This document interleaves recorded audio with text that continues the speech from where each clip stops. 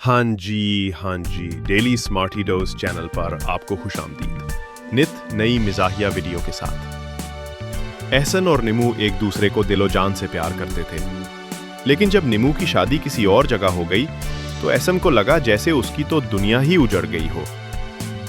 احسن بہت مایوس اور خاموش رہنے لگا، سارا دن گھر سے باہر پھرتا رہتا۔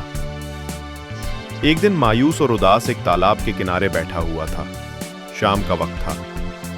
احسن اداسی کے عالم میں تالاب میں پتھر پھینک رہا تھا اور پھینکتا ہی جا رہا تھا کہ اچانک پھٹے ہوئے سروں کے ساتھ دو مینڈک تالاب سے باہر آئے اور احسن سے کہنے لگے، تیری محبوبہ نے بیاہ ساڈے نال کیتا جے، جو تو ہمیں پتھر مار مار کر لہو لہان کر رہا ہے۔